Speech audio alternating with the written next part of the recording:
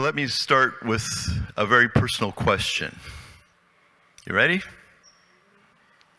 So if you're married or you have a partner or a significant other in your life, or even maybe a very good friend,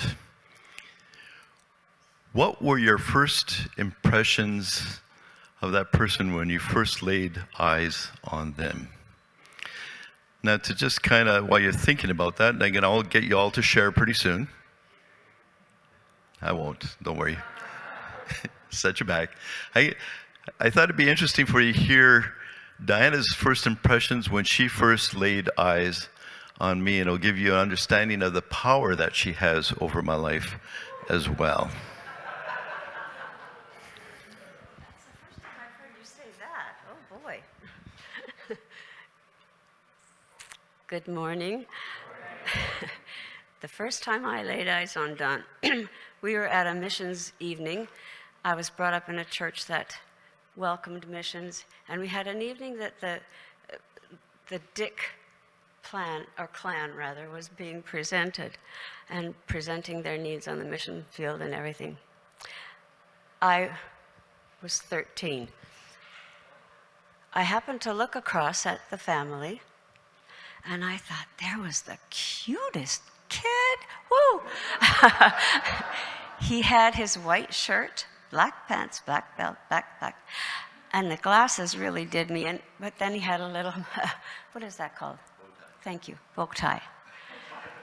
And I thought, I was standing there next to my mom, and I tapped her, and you're supposed to be quiet. You're not supposed to talk in church. This was an MB church. Sorry.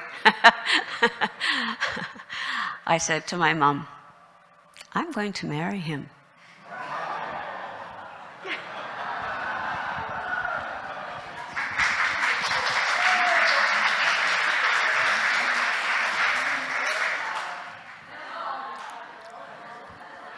Now, needless to say, I was 14. I was oblivious of her.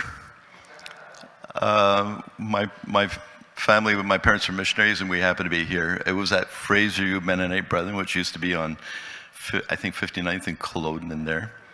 So, but let me tell you about my first impressions of Diana, because a few years later, when I came to Canada, and I was 17, and being a little bit more traditional MB church, you know, we had a youth Sunday school class, and at the beginning of class, the boys and the girls were all together, and girls sat on one side and the boys sat on the other side, and then for the class time they kind of put a curtain across and we didn't see them again, right, till later. I don't know why that was, but that was the case.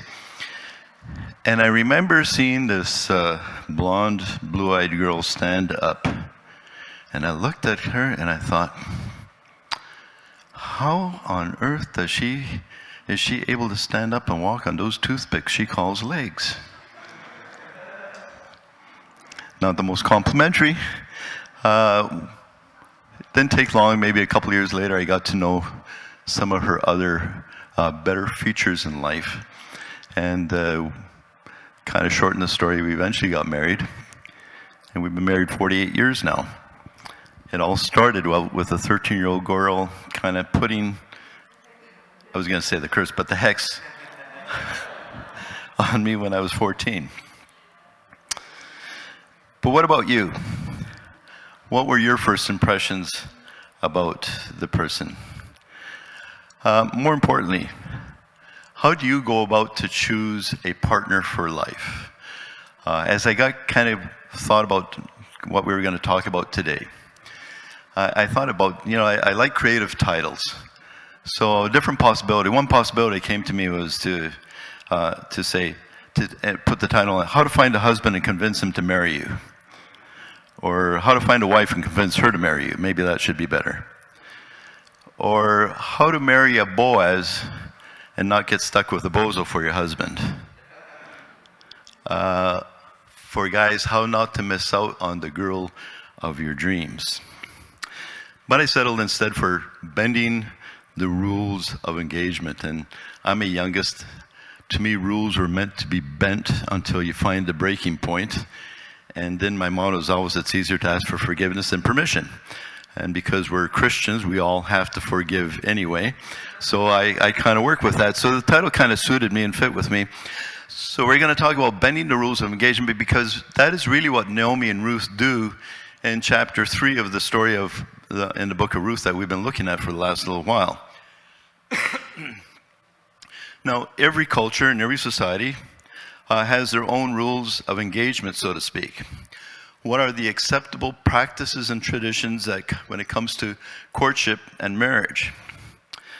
And I'm wondering what were the ones that were in place if you're older, when you were younger and kind of looking for a spouse. And if you're younger now, what were the ones that you live with right now? Well, I grew up in Ecuador in a Latino culture. And there wasn't really dating per se. You didn't really go out with a girl unless you were serious about marriage. But you know, there was some acceptable things. You never went out never went out alone. And so there's a girl in the neighborhood that I lived in that I was very much interested in, but I found out that the only way I could go spend time with her was to walk back and forth in front of her house while her grandmother stood in the window and made sure she kept eyes on us, and made sure that nothing really, you know, too intimate took place between the two of us. Dating and courtship have a long history, and sometimes we think because of the era in which we live and what acceptable practices we live, they've always been around. But the reality is that dating, if you get a little bit over 100 years ago, did not even exist. In fact, it wasn't called dating, it would have called courtship. And if a young man was interested in a young lady, he would show up, hopefully be invited over to her house, and they would sit in the parlor or in the living room or whatever you want to call it, and they would carry on conversations. And if he was kind of acceptable to the parents, he might even get invited back. And eventually the courtship takes place and might eventually end up a marriage. Dating per se kind of began at the beginning of the 20th century, where there began to be more of a freedom of spirit and to kind of break away from some of the standard traditions and practices. Now you have to understand that there's a difference between dating and courtship. That dating really has a matter of going and having fun with somebody, and courtship is a matter of saying, is this the person I'm going to spend the rest of my life with? And that was eventually the original purpose of couples kind of checking each other out. Now, the standard tradition in Ruth and Naomi's day was that parents arranged marriages. Now, some of you may come out of a family where your parents, or at least your grandparents, were of the product of an arranged marriage. Just an aside, would you like today your parents to arrange your marriage and choose your husband or your wife? Maybe I should just kind of go around and ask for personal testimony. Hansel and Leona there. We'll maybe start. We'll start with you and see what you. Maybe it was arranged. But parents used to arrange all the marriages, and so in Naomi and Ruth's time, that's kind of the standard practice.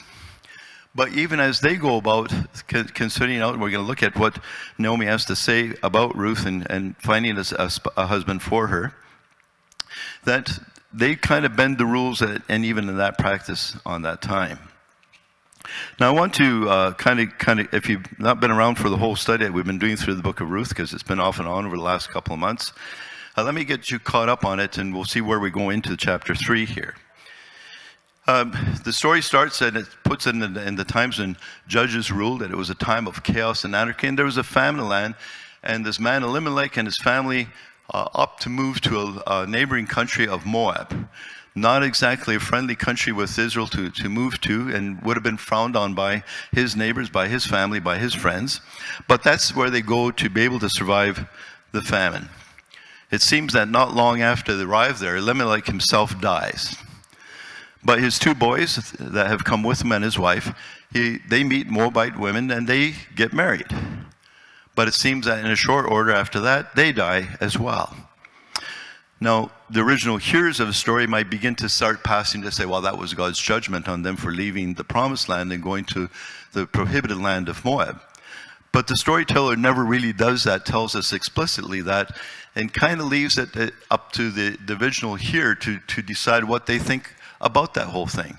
And what I've said all the way along is God is working behind the scenes, often not expressed directly that he's involved.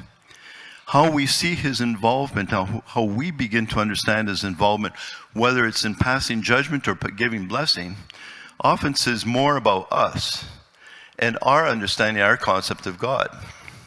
Here's a conclusion, by the way, that I've come to, is that people who see God as judgmental and condemning are often the same thing in their own life. People who see God as gracious and forgiving are often gracious and forgiving in their own life. I think God is more the latter, gracious and forgiving. In any case, it seems like the famine is over. It takes a while for Naomi to decide that Moab is not the place where she wants to stay. She decides she's going to pack up, move back to her homeland, and it seems that her two daughters-in-law, Orpah and Ruth, are going to go with her. They are in journey already, and then Naomi has second thoughts about that being in their best interest. She convinces Orpah to go back to her family, but Ruth insists on traveling with her. When they arrive back, it's coincidentally right in the time of the barley and the wheat harvest. And so they come back, and Ruth takes it upon herself to decide that they need to do something to put food on the table. And so she goes and lives within a provision that was in existence in Israelite law that allowed for the marginalized people, the fringe people, the poor, to be able to glean behind the harvesters at the harvest time and to be able to take that for themselves. Now the writer, the storyteller says, as it happens, as it just so happened, that the field that she chose to go into, that she chose out of all the fields that she could have, happened to belong to somebody named Boaz, who Naomi discovers or remembers is a distant relative, or is a relative of Elimelech's. Now when you see that word, that phrase, as it happens, and we talked about this a little bit when we referred to that. There's a lot of as it happens moments in our lives. And we think sometimes it's just purely a matter of coincidence. I want to challenge you to say that when something happens, just so happens that you run into somebody, it just so happens that something comes through for you at a certain time. Look for where God is at work through that time, because God works through those coincidental times. God is at work through the ordinary events in our lives as we go about our everyday lives. The one remarkable thing about the story of Ruth is God is working constantly behind the scenes. He's rarely mentioned in name. He has no miracles. There's no dramatic presentations. We sometimes think for God to work has to be something really dramatic, something that fills us with awe and amazement. The reality is in your life, every day of your life, God is at work in some place around you. God invites you to be part of what he's doing in the lives of others as you go about your everyday, ordinary lives. And I think that's what comes through often here in the story of Ruth. So where often God is at work then behind the scenes through these kind of things. One of the other things that we need to take notice as we go through this story and we read through even the Bible in general is that there's intervals of time that take place. So for instance, the first chapter of the book of Ruth covers probably a little bit more than 10 years of time. But then when we get into the second chapter, and we looked at that last time, we actually only cover a period that covers one day. In fact, I think the subtitle to chapter 2 could be A Day in the Life of Ruth. And it pictures a day when she goes out to the field, works hard to glean after the harvesters, and comes home having met Boaz, and comes home and debriefs with her mother-in-law, Ruth. The other thing I want you to always, and I'll keep bringing this back up, is when the Bible was originally given, when we originally have the original stories that were told and the way it was written, there weren't chapters and verses. So there wasn't any break. And that was intentional here, where I asked the scripture be read, starting with the last verse of chapter 2. So we move straight into chapter 3, because there's this continuity that takes place. So chapter 2 ends up with Ruth staying close to the servant girls of Boaz and continued to glean during the barley and wheat harvest. And then it says, and she lived with her mother-in-law And then it goes on to say, and then her mother-in-law came to her and said, so there's a period of maybe a few days, because the barley harvest was only maybe a few days to a week or so long. And in that time, Naomi comes to Ruth and she says she has a plan for her life. Now, isn't that great? Parents often have a plan for our lives. Whether we're in agreement with them or not, that's a different matter, but they come up with a plan. Here's one of the things that I want to point out that's taking place in Naomi's life that we can miss. Remember, when Naomi arrived back in Bethlehem, she says, don't call me Naomi, which means pleasant. Call me Mara, which means bitter. She says, because God has made my life very bitter. She comes back home, one angry, bitter woman. She's just an angry, bitter old lady. That's all she is. I think that's pretty much the description that you would want to place her. And I don't think there are friends even that recognize her are really interested in having a lot to do with her, because if you're an angry, bitter person, you eventually don't have anybody that wants to spend time with you. But over time, and I think it's the influence and effect of Ruth that begins to rub off on her. Because Ruth, who's gone through the same kind of tragedies in many ways as Naomi has, maintains this positive outlook. Ruth, who's a newcomer to Israel, who's a newcomer to the Naomi's God, seems to have more confidence and more trust in her God than Naomi herself does. Ruth is the one that says, okay, let me go out and do something. Let me put some plan into action. And I think there's this kind of a drip effect that's taking place on Naomi as Ruth comes home, maybe excited about what had happened. Well, look what I brought home today. That she begins to warm up. And at the beginning of chapter 3, we for the first time begin to see in Naomi an indication that she's going to take responsibility for herself. And responsibility to do something about what is taking place and what is happening in their lives. So she's starting to move from being this bitter, angry woman to one who begins to see life and new possibilities. She comes to Ruth and she says, you know, I think it's time we find a husband for you. Now there's a reminder here in many ways of the prayer that she prayed and the blessing that she prayed on both Orpah and Ruth back before, while they were still en route to come to Bethlehem. May the Lord show kindness to you as you have shown to your dead and me. May the Lord grant that each one of you will find rest in the home of another husband. And here she begins to become part of the answer to the very prayer that she was praying. And so she says, my daughter, should I not try to find a home for you where you will be well provided for?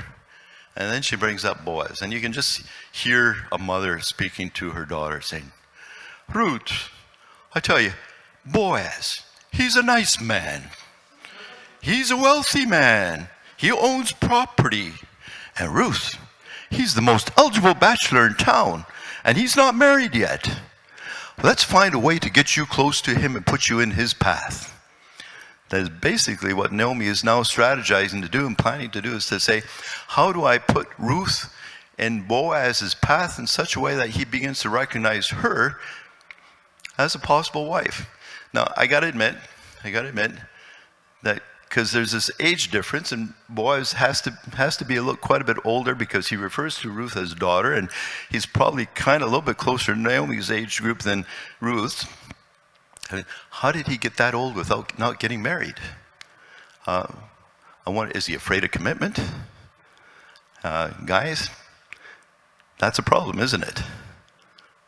You know, women really want to settle down and start a family and see a home, and we say, you know, I got to admit that my first years of marriage were rocky, because after I got married, I realized I wasn't ready to settle down yet. I still kind of wanted to take off and do my own thing. And all of a sudden you realize a little bit too late after you get married, oh, I can't live as a single guy anymore. I got to come home for dinner. I can't kind of hit the road with my backpack anymore because, well, I got a wife at home. I'm not sure about Boaz, but anyway, somehow he got to that age. He's an eligible bachelor, but he hasn't been married. So Naomi comes up with a plan with how she is going to get Ruth in Boaz's way so that he begins to become more aware of her, not as this person who is gleaning in his fields, but as somebody who might be eligible to become his wife. Now, the first instruction she gives, and we're going to be reading on and here, is basically practical instructions. She says to Ruth, wash, just take a bath. That's a good start if you want a date. Perfume yourself, make yourself smell good, That's a good step number 2. And then put on your best clothes. Basically, she's saying, Ruth, you need to make yourself attractive to him. Now, just an aside here, it's very likely that Ruth, as a widow still in mourning, was wearing widow's clothes. And another man would say, she's a widow in mourning. She's not really interested in men at all. So we're not going to trouble her with things. And I think Naomi is saying this, it's time to get past that point and move on here. So bathe, perfume, and that great dress that you have there that you just bought at Walmart, kind of get that one out and put that, because they couldn't afford to buy anywhere else, by the way, because they were poor. But get that one out and make yourself attractive. And then she says, then go down to the threshing floor. But don't let him know that you are there until he has finished eating and drinking. She's saying, Boaz is out there working during the day. And because once the harvest is ready to come in, you work 24/7 till you get it all in.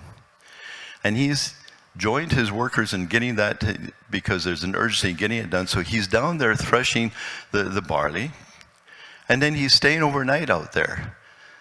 Well, once he's done for the night, find out where he is and go down there. Now, you have to understand that this was a very dangerous plan. Because for Ruth to leave the confines of the village of Bethlehem and the town, and to go outside of the town walls to get down to where the threshing floor was, at night nonetheless, was a very dangerous thing to do.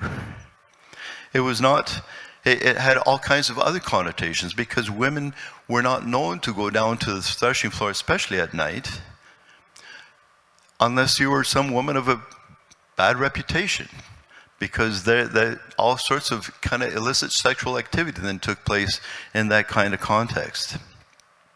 But then she says, go on, she says, and when he lies down, note the place where he's lying. Well, it's dark. If you've ever been out, say on the prairies, I lived for about 4 years on the prairies, and you get outside of the city where the city lights are, and you start trying to find your way out around at night, especially if there's no moon out, it's dark. So she's saying, make sure you know where he is lying down, because it would be really embarrassing if you go up to the wrong guy, okay? You don't want to do that. You don't want to make a mistaken identity there.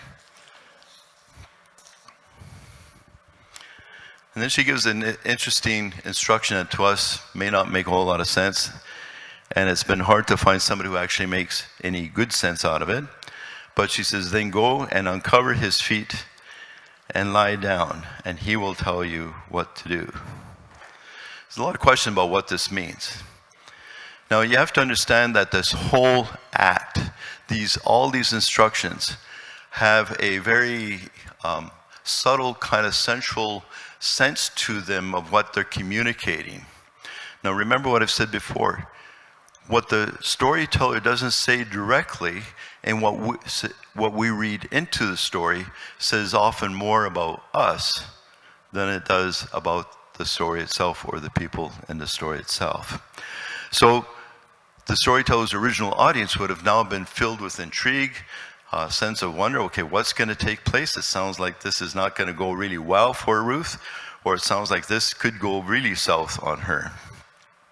But the reality is the story at this point is taking a different turn. See, before this point, Naomi and Ruth were simply reacting and responding to what was happening around them. Husbands die, her sons die. The reaction is, well, we need to go back home. They get back, they need to put food on the table, they find a way to do that.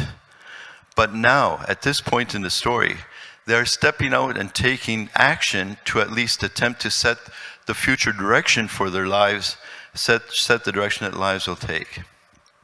There's an important thing here to take note of. And I don't know your past, but you do and God does.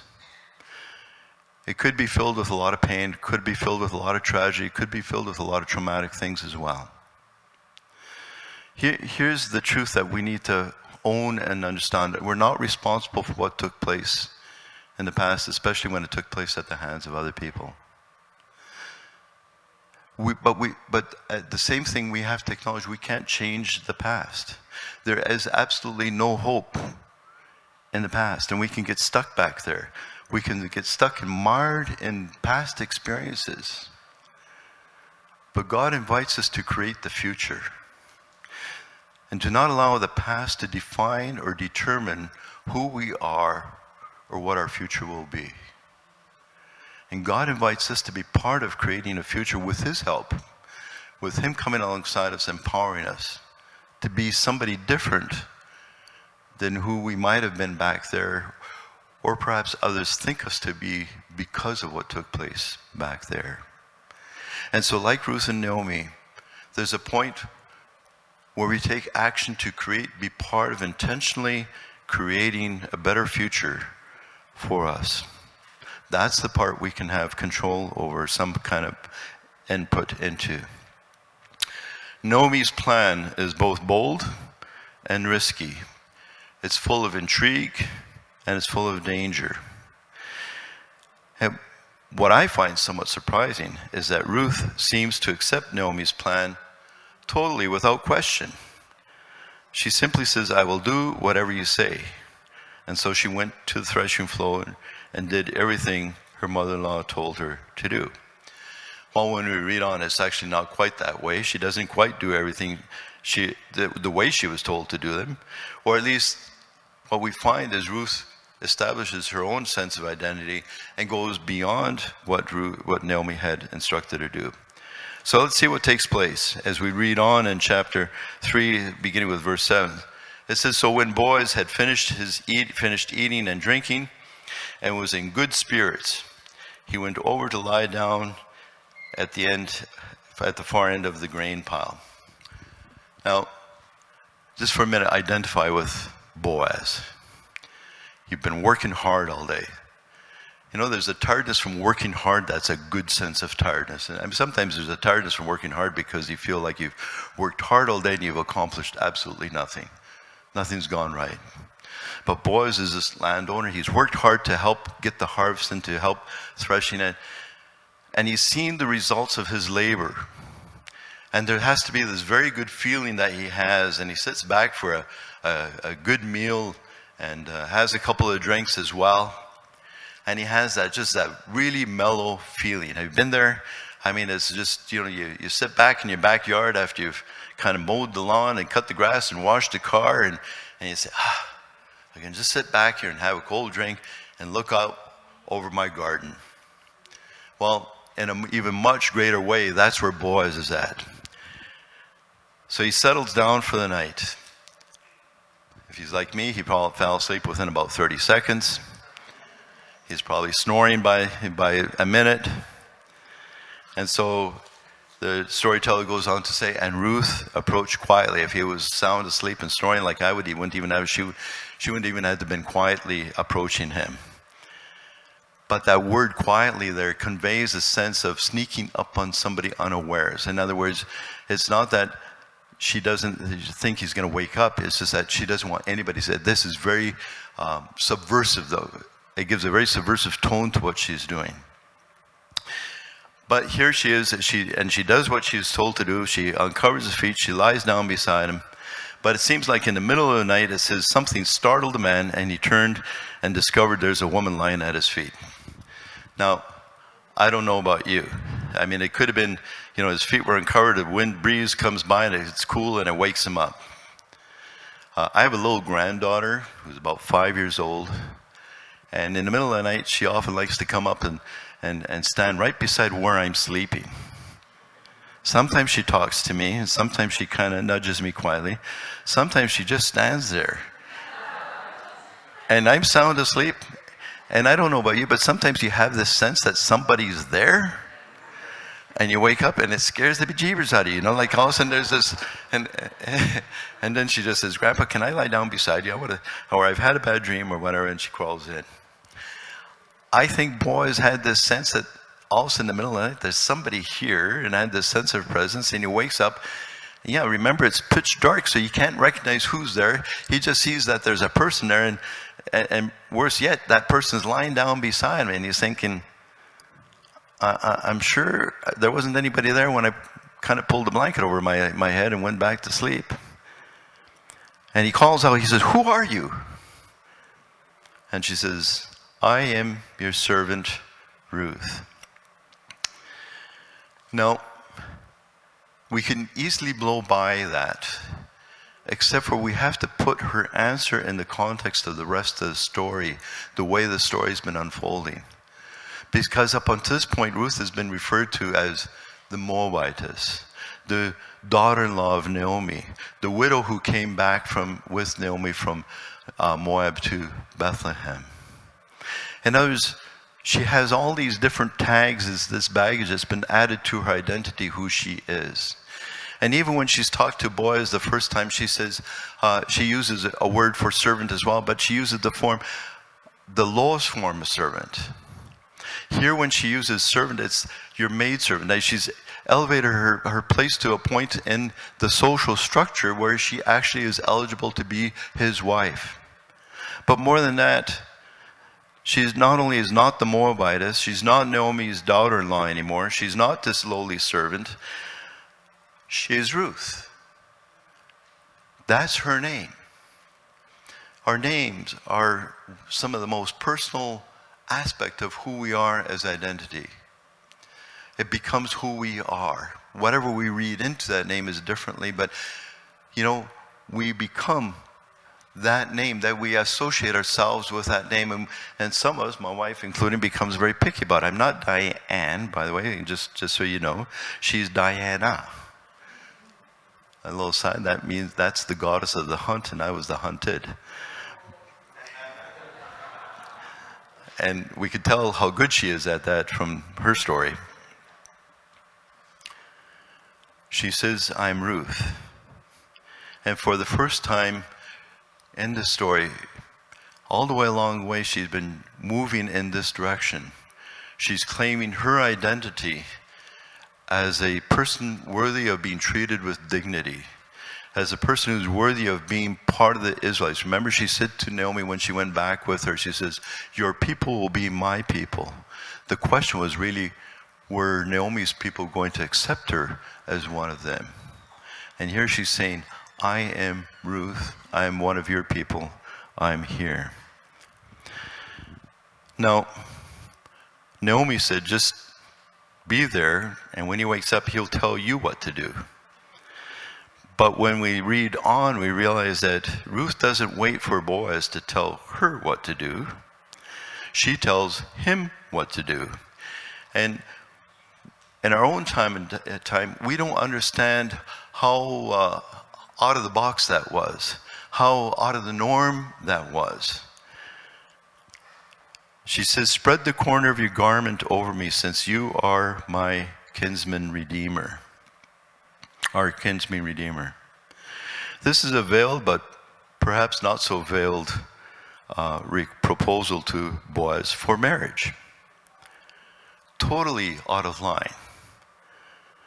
But there's also something here that we can miss. There's a play on words when she says that, because when she says, cover me with your garment, it has the same connotations that Boaz had prayed in his prayer when he had met her. It says, may God cover you with, may you find shelter under his wing in this land that you've come to.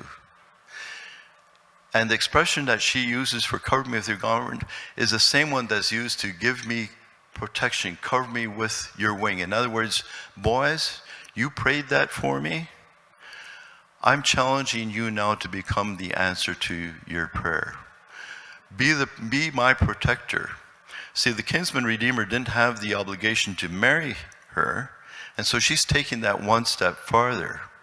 They were somebody who was a relative that when the male part of the relative of the family died, they were there to redeem the property so that the property stayed within the family line. But she's asking him to go one step further. She's saying, no, don't only keep the property and family line, but marry me so we can produce a son that keeps the family line going.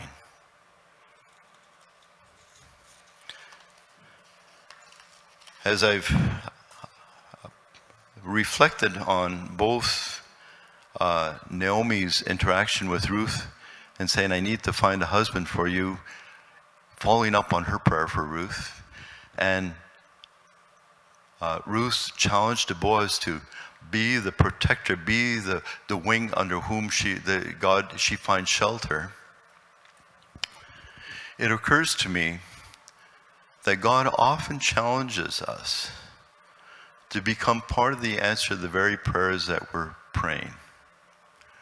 There's an example of that in the New Testament, where Jesus has a well-known, often quoted statement where he says, the harvest is great, but the workers are few. It seems to be the standard song for most churches. We need more workers. Which is usually an indication that God is at work, because whenever the harvest is greater than the workers, it means that God is at work. So we should take encouragement rather than discouragement from that fact. But then Jesus goes on to tell his disciples, pray that the Lord of the harvest would send out workers. Now we have a break that's at the end of chapter 9 in Matthew. And here again, this is where the breaks in the chapters and verses do us no favors, because if you read on at the very beginning of chapter 10, he turns around and says, I'm sending you. So he's saying, pray that the Lord of the harvest send out workers. He says, by the way, you're part of the answer to that prayer because I'm sending you. Next time you say to somebody, I'll pray for you, think about this. That maybe what you're praying for that person, God is also asking you to get engaged and involved in the life of that person in such a way that you become part of the answer. It doesn't happen all the time, it can't. But we need to be aware of that and not make our prayers passive involvement in somebody that, well, I'll pray for you. But rather to be something that engages us actively in somebody's life in a different way. Well, the question would have been raised in the first hearers' minds of the story. How is Boaz going to react to this? After all, he's a man of standing in the community. He's a wealthy person. He's got property. He's well off. He's a person of great character. He's well recognized. He's looked up to in the community. And here, this Moabite, this woman, who says, I'm your maidservant, and others, I'm leveling, put myself up to here, is proposing marriage to him. Is he going to get angry? Is that going to be, is he humiliated by actually that happening? Is he going to be angry with her? Or will he just take her advances as being sexual advances and take advantage of that, as many men would have in that case? But Boaz responds, he says, the Lord bless you, my daughter. Your kindness, this kindness is greater than that which you have shown earlier. You have not run after the younger men, which indicated that he's one of the older men, rich or poor. And I think, if anything, he seems to be flattered, actually. I'm 72. I would probably be flattered, too, if somebody half my age came up to me and said, no, sorry, Diana, but I'd be flattered, but I wouldn't accept the proposal. And saw me as an attractive person to propose marriage. See, in his estimation, she could have had any number of options. She was probably very attractive. Probably the first thing when he saw her out in the field, we talked about what impressions did he have when he saw her out in the field. I don't think he saw that, who is that Moabite? He didn't even know who she was. He was probably saying, wow, look at that young lady out there. Who is she? Who does she belong to, is what he actually asked.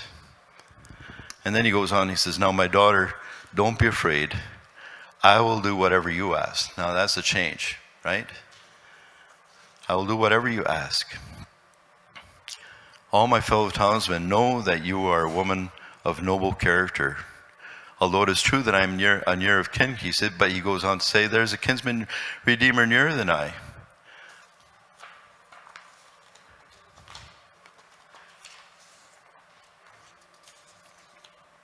stay here for the night.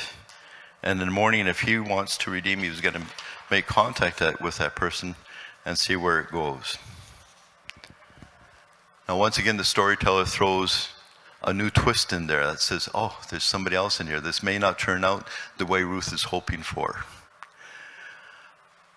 We will see that when we have the close of the story back in September 24th, which is the next time we talk about this. But the closing part of this segment of the story is significant. She stayed there, lays by his feet, and then he gets up early in the morning before anybody else is up, because he doesn't want her reputation to be tarnished by being discovered to have stayed overnight in the harvest fields. And she goes home and reports to her mother-in-law everything that had happened. She tells everything that Boaz has said, including the fact that there's this possibility of this other person. Naomi's response to Ruth is a further lesson for her as well as for us. When it comes to discerning and following through with living out God's purpose in our lives, she simply says, wait, my daughter, until you find out what happens. For the man will not rest until the matter is settled today. Wait. Isn't that one of the most difficult things that we have to do? Wait. God sometimes says, wait, I'm at work. Sometimes we wait too long and we miss out. And sometimes we don't wait long enough and we get involved, get in front of God and what he's doing. Wait. The story, in a sense, has an ending, but in many ways there's a story without an ending. But we'll be looking at that in September 24th when we come to wrap it up. Let me just finish by saying, we've been looking at Ruth's story. And along the way, I've been sharing little bits and pieces of my story. You have a story as well. You have a story to live, and by the way, to tell others about. Even those points in the story that are painful to talk about. What we have, Diana and I have discovered, is that one is God has been at work in more significant ways, often through the painful times of life. But the way God works through those things, not only in our lives, but in the lives of others, is when we begin to become open of sharing our story with somebody else. See, God, Romans 8:20 says, God works together, all things together for the good of those who love him and are called by his purpose. It's not saying that God makes all things good. He just works them together for the good of those who love him and are called by his purpose. And one of God's calling on your life and his purpose for your life is for you to be a difference maker in somebody else's life. We don't do that by keeping people at arm's length. We don't do that by putting our guards up all the time and protecting ourselves from anything else. We do that by opening our hearts, opening our homes, opening up our lives to say, this is who I am. This is what I have experienced. This is how I've seen God at work through that experience. And let me tell you, that will be the most powerful way that you see God at work in and through your life. See, as a pastor, I can come here and teach scripture. But you know what? It's kind of like I'm the salesman here. You expect me to believe this and to teach. I struggle, by the way, with some of those things too. But you expect me to. But you are the satisfied customer if you've experienced what God has worked in your life. Now let me ask you, if you're going to go buy a car, are you going to listen to the satisfied customer? Or are you going to listen to the salesman who stands to gain something from you buying that car? When it comes to your experiences in life and you have seen God at work in there, or perhaps are in the middle of experiencing, because you don't have to wait until you have this hallelujah moment where you say, praise God, I've come through it and I'm here and everything's good. I think we need to learn to tell our stories at those times when things aren't good. Because that's when we also become an encouragement to each other and support each other. Father, thank you that even in those times when we fail to see how you're at work, those times when you seem strangely absent, you're often at work behind the scenes in different ways in people's lives, in our lives. And that you keep your promise to us to not abandon us, to always be there every step of the way. Not to bail us out of the troubles that are so much part of this life, but to walk through those experiences with us. So that as we experience your healing touch and the hope that comes from knowing you are there, we too can become agents of healing and grace and hope in the lives of others. Thank you, Jesus.